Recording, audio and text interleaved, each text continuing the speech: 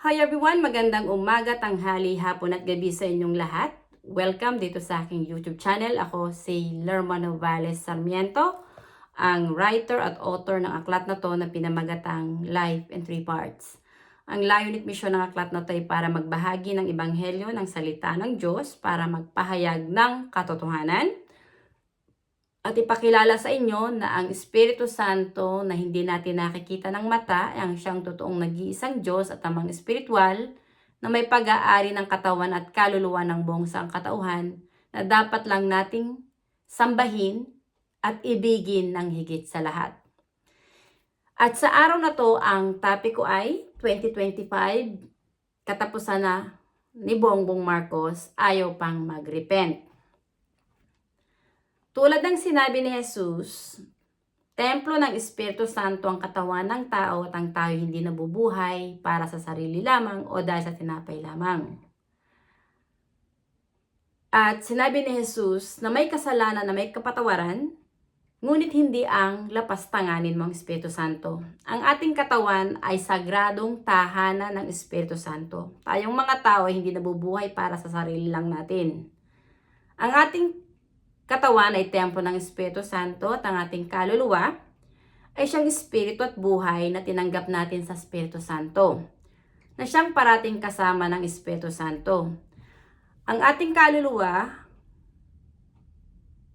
kapag muli ang ipinanganak sa Espiritu ng Espiritu Santo, dahil kasi maraming mga tao dito yung kaluluwa nila, tulog at hindi nila nakikita ang katotohanan ng Espiritu Santo ang amang espiritual ng kanilang kaluluwa, kung kaya hindi nila nakikita ng Espiritu Santo na parating nilang kasama ang siyang Diyos na lumalang sa sarili nila. Kung kaya maraming mga tao yung kautusan ng Diyos sinusuway nila. Itong si Bongbong Marcos, honestly, kasi nga lumaki siya siguro na malaya, nagagawa niya ang gusto niya, which is hindi siya masyadong natutukan ng kanyang ama dahil si dating late President Ferdinand Marcos bilang Pangulo, marami siyang obligasyon sa ating bansa. So nung nagkaroon ng kaguluhan, noong pabagsakin ang rehimeng Marcos, yung ama ni Bongbong, itong sina Juan Ponce Enrile at Fidel Valdez Ramos ang naghudas kay dating late President Ferdinand Marcos para patalsikin si dating late President Ferdinand Marcos sa kanyang posisyon bilang Pangulo. Itong si Juan Ponce Enrile, malaki ang inggit niyan kay dating late President Ferdinand Marcos, kung kaya akala niya sa sarili niya na pagkatapos mapatalsik ni dating late President Ferdinand Marcos, siya yung susunod na Pangulo. So, hindi naman niya nakuha yung posisyon dahil ibinigay yan kay Cory Aquino. Ngayon, gusto kong ibahagi sa inyo nung si Bongbong Marcos na ay maging Pangulo, ang katangahan ni Bongbong Marcos, kinuha niya si Juan Ponce Enrile ang siyang maging Chief Legal Counsel na maging advisor niya. At dahil nga si Bongbong Marcos ay tumitira ng bawal na gamot, naiga na ang kanyang utak, nawala na siya ng sariling pag-iisip, kung kaya yung kanyang mga sinasabi ay wala ng katuturan. At kung makikita nyo sa social media, maraming mga kababayan tayo na nag-upload ng mga video ni Bongbong Marcos ng kanyang mga ibinabahagi na mga salita na hindi mo talaga maunawaan dahil wala yung katuturan, yung mga sinasabi ni Bongbong Marcos. At lumalabas din yung pagiging double-minded ni Bongbong Marcos.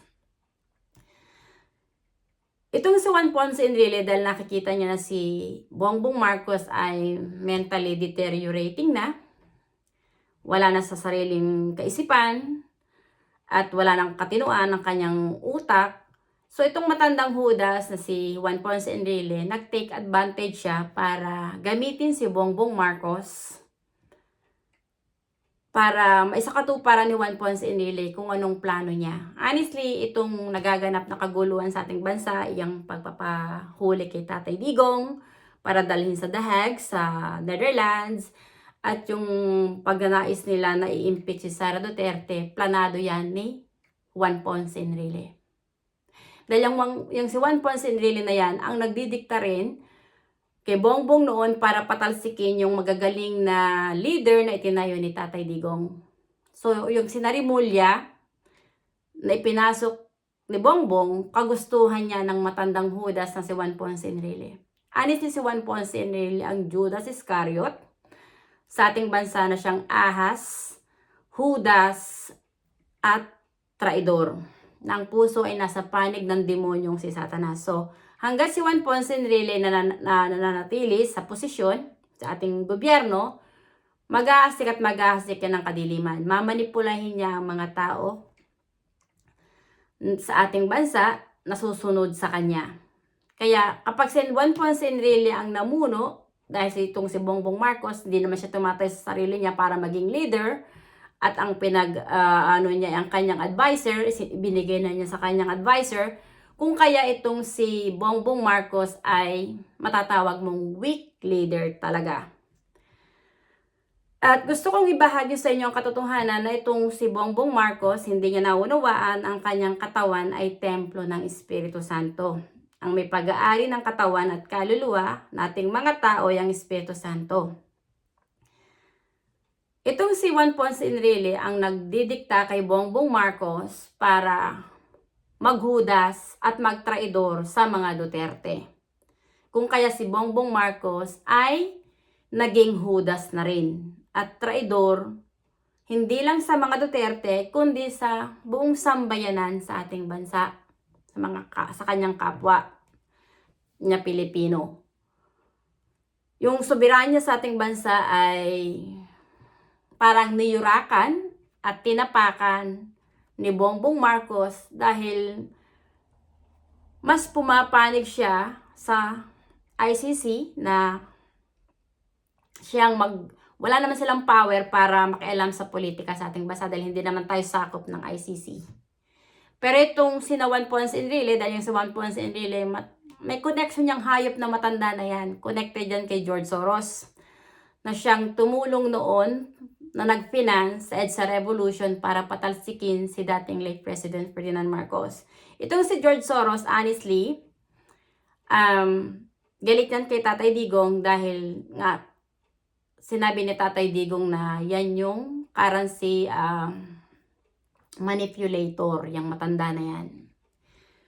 Gusto ko lang ibahagi din sa inyo ang katotohanan na yung ICC ay connected sa Open Society Foundation ni George Soros.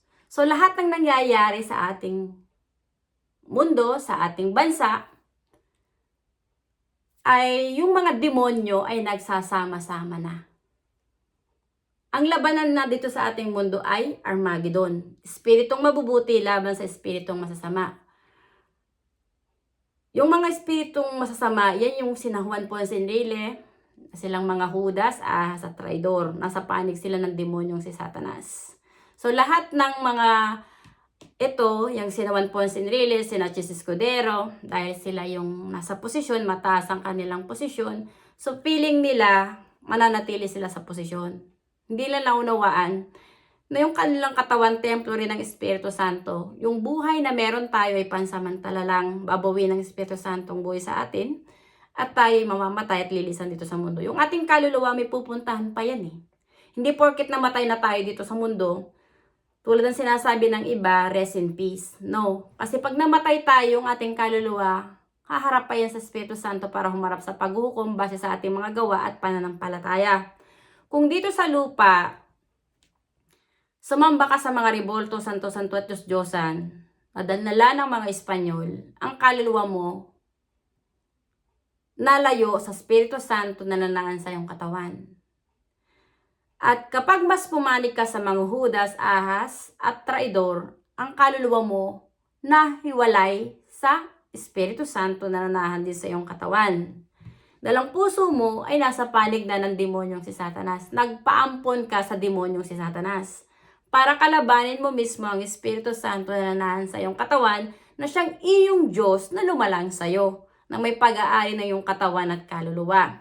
Honestly, si Tatay Digong is a chosen spiritual warrior na ipinahayag ko sa aklat na to. Naririto yung pangalan ni Tatay Digong, maging yung pangalan ng Judas na matanda na si Juan Ponce Enrile, si Fidel Valdez Ramos, pangalan ni dating late President Ferdinand Marcos, si Cory Aquino, at maging yung pangalan ni Leni Robredo ay nasasaad sa aklat na to. At kung i-google nyo itong pangalan ng, yung title ng aklat na to, makikita nyo na itong aklat na to ay na-release noong February 26, 2021. At ang publisher ko ay ang Austin Macaulay.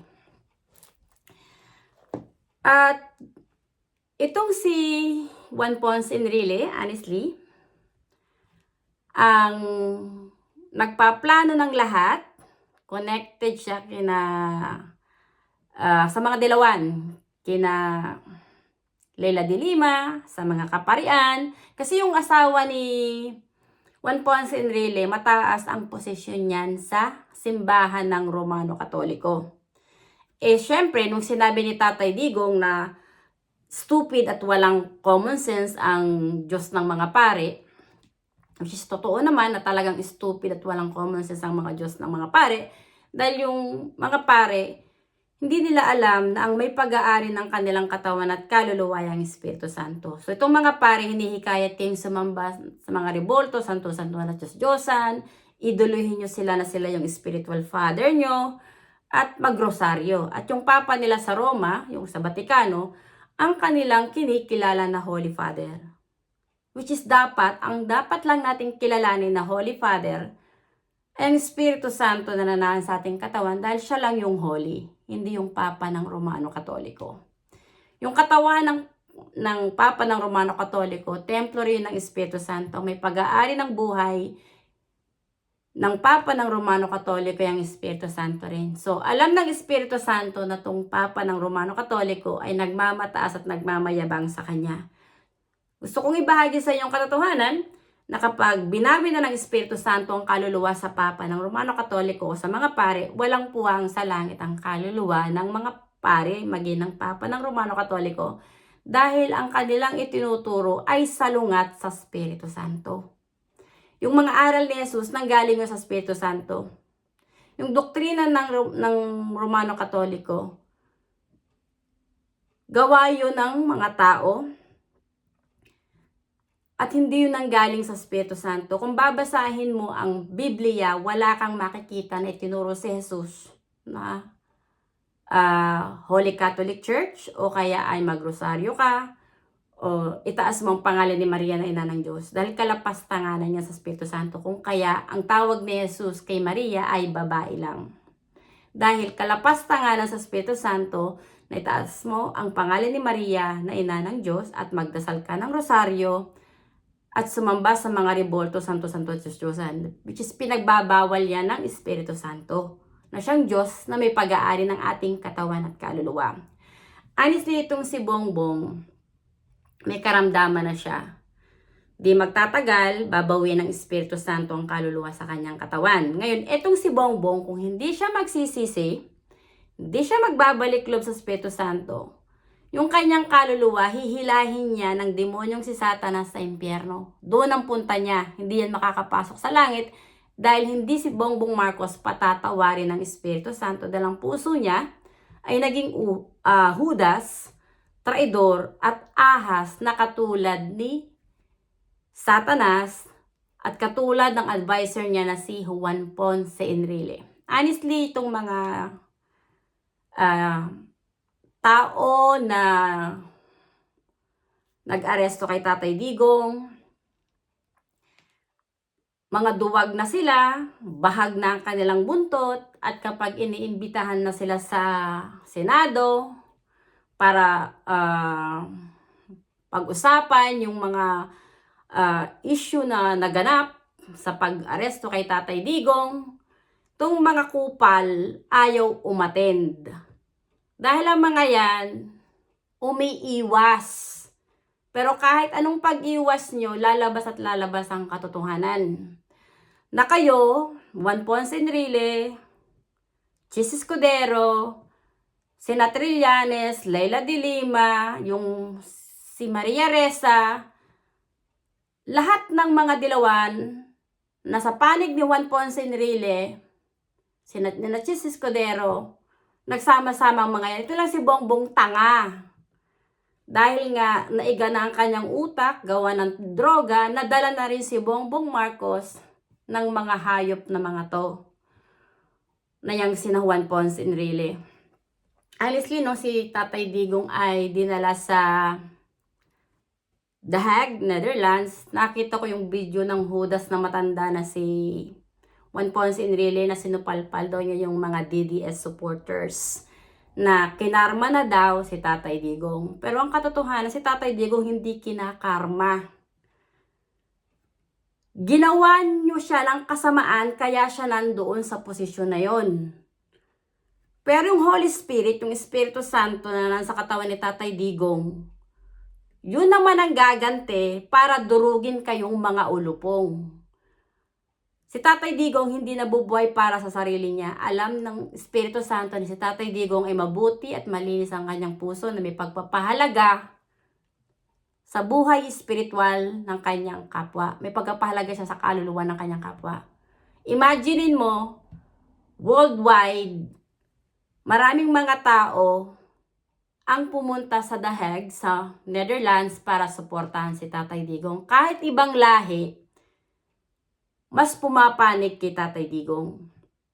Kayong mga kupal ng mga supporters ni Bongbong Marcos, iilan lang naman kayo at kayong mga bayaran lang kayo, mga trolls kayo. Tapos feeling nyo, kayo yung hari. Pero hindi nyo naintindihan kayong mga supporters ni BBM. Gusto ko lang ipabatid sa inyo na yung katawan nyo, templo ng Espiritu Santo. At kayong mga putang ina ninyo, hindi kayo nakahihigit sa Espiritu Santo. Hindi kayo yung Diyos dito. Hindi yung si Enrile at Diyos ng mga pare, ang Diyos na nagbibigay ng buhay sa inyo.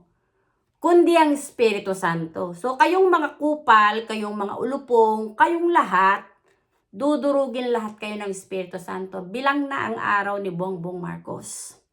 Sa oras na bawiin na ng Espiritu Santo ang kaluluwa sa katawan ni Bongbong Marcos, mamamatay si Bongbong Marcos. Then, dahil si Sara ang vice presidente, siya yung tatayong pangulo. Kung ikaw, Juan Ponce Enrile, putang ina mo kang matanda ka, kung pinagpaplanuhan mong patayin si Sara Duterte, sinasabi ko sa iyo, si Trump, pinag-interesang patayin. Binaril na yan, tinamaan sa tenga. Pero dahil ang katawan ni Trump, templo ng Espiritu Santo, nabuhay si Trump at ngayon pangulo si Trump sa Amerika.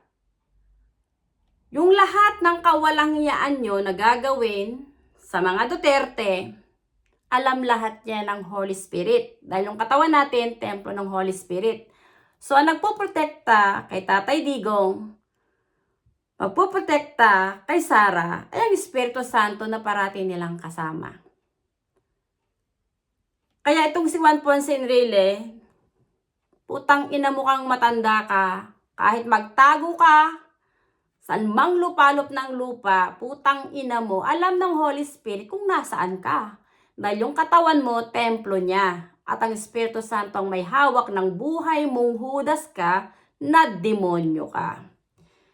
Dahil sa'yo, naging Judas si Bongbong at dahil tanga si Bongbong, na naiga na ang kanyang utak, naging bangag na siya, gawa ng droga, nawala na siya ng ulirat sa kanyang sarili, nawala na siya ng katinuan, nawala na siya ng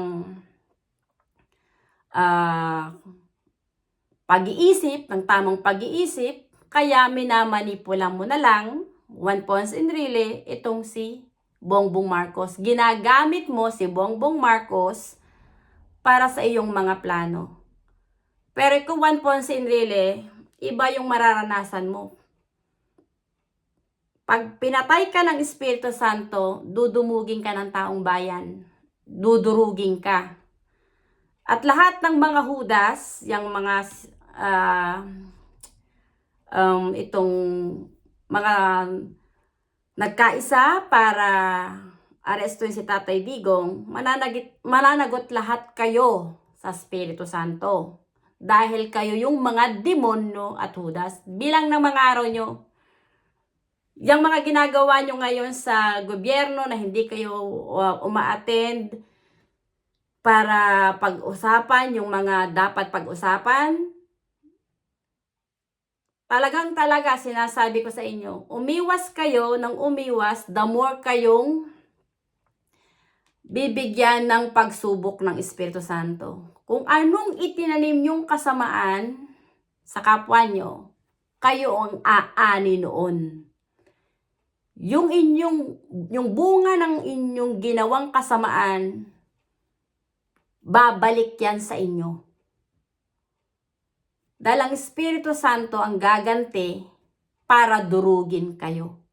Mamamatay kayong lahat, sinasabi ko sa inyo. Yung katawan ng nina Juan Ponce Enrile, kayo Bongbong, templo lahat yan ng Espiritu Santo. Yung ating katawan, templo lahat yan ng Espiritu Santo. At ang Espiritu Santo lang ang nag-iisang holy, na Holy Father, na siyang may pag-aari ng ating buhay. Narito na tayo sa huling panahon. Sinabi ni Jesus na sa huling panahon mahahayag ang mabuting balita, yung ebanghelyo ng Diyos at yun ang katapusan. Well, ang mabuting balita at ebanghelyo ng Diyos, ang Espiritu Santo lang ang nag-iisang amang espiritual at Diyos na may pag-aari ng katawan at kaluluwa ng tao. Ayang siyang maghuhukom sa ating kaluluwa sa huling panahon. At narito na tayo sa huling panahon. At bilang isang tagapagsalita ng Espiritu Santo, hindi ako nabubuhay para sa sarili ko lang. Ang Espiritu Santo ang lumalang sa akin, ang Espiritu Santo ang tumawag sa akin para gawin ang aklat na to, para magpahayag ng ebanghelyo at ipakilala na siya lang ang nag-iisang Diyos at amang espiritual na lumalang sa tao, sa lalaki at babae. At narito ang Espiritu Santo sa ating mundo. Siya yung umiiral na nagbibigay ng buhay sa bawat tao. Siya rin yung maghuhukom sa ating kaluluwa. At alam ng bawat tao kung anong mga gawa nyo, kung anong mga pinagagawa nyo. Tayo, wala tayong tatagaw sa Holy Spirit. Dahil siya yung may hawak ng buhay natin. Hindi mo pwedeng sabihin sa Holy Spirit na hindi ko yung ginawa. Dahil siya yung lumalang sa atin, siya yung may hawak ng buhay natin. So alam ng Espiritu Santo kung sinungaling ka o hindi. Ang Holy Spirit, galit yan sa sinungaling. Dahil ang sinungaling, anak yan ng demonyo. Kaya iyang Trillanes, sina Romualdez, sina Remulla, nakala mo kung sino silang magsalita, butang ina ninyo, hindi nyo nalalaman, ang katawan nyo, templo ng Espiritu Santo, ang may hawak ng buhay nyo, yung Espiritu Santo, at kayong mga sinungaling, akala nyo kayo yung Diyos dito sa mundo, pero ang katotohanan, bilang ng mga araw nyo. Yung mga taong Judas na ayaw mag-repent, ang mapapala nyo ay kapahamakan. Kaya yung dahil masama yung itinanim nitong senatore, yung lahat-lahat ng gumawa ng kasamaan kay Tatay Digong, maniningil ang Espiritu Santo sa inyo at maniningil ang taong bayan ng pautang. Kaya kayong mga demonyo, maglalaglagan lahat kayo sa pwesto. Kayo yung mga sinasabi sa Bible na mga bituin na walang ningning na maglalaglagan. Yung mga demonyo yun. Kasi mga Judas yun. Kasi hindi na sila nabibilang sa kaharian ng Diyos sa langit, ng kaharian ng Diyos Ama, kung kaya yung kanilang mga kaluluwa mawawala ng liwanag, mawawala ng buhay, kung kaya mangangalaglag sila. So itong si Juan Ponce Enrile, sila yung mga naging anghel dati ng Diyos, yung kanilang katawan ay templo ng Diyos dahil pumalikod sila sa Espiritu Santo at mas pumanig sila sa demonyong si Satanas, kung kaya sila ay nasa panig ng demonyong si Satanas. Ang tanging naging kaisa lang ni Jesus na naglalakbay sa Espiritu at katotohanan ang siyang maliligtas. Si Tatay Digong ay naglalakbay sa spiritual katotohanan. Siya yung spiritual warrior. A chosen one ay pinahayag ko dito sa aklat na to. Naririto yung pangalan ni Tatay Digong. At para patotoo, pakita ko talaga sa inyo. Narito ang pangalan ni Tatay Digong. President Rodrigo Duterte. Si Tatay Digong ay hero. Si dating late President Ferdinand Marcos ay hero. Si Juan Ponce Enrile at saka si Fidel Valdez Ramos na pinahayag ko dito, ang dalawang beast na silang mga Judas, Ahas at Traidor ay mga kampo ng kadiliman. Bongbong Marcos, ngayon ang buhay mo, nasa bingit ka na ng kamatayan, konti na lang na panahon ang pinagkakaloob sa iyo ng Espiritu Santo. Ngayon, kung hindi ka magsisisi, hindi mo aaminin ang kung ano yung totoo, at hindi mo ilalabas ang katotohanan, mananatili kang sinungaling, na katulad ng ahas, na may dila ng ahas, na sinungaling, walang puwang sa langit ang kaluluwa mo. Sa oras na bawiin na ng Espiritu Santo ang buhay na ipinahiram sa'yo. Mamamatay ang katawan at kaluluwa mo at sa impyerno mapupunta. Maraming salamat sa inyong pakikinig at hanggang sa muli. Bye! Thank you! Patay!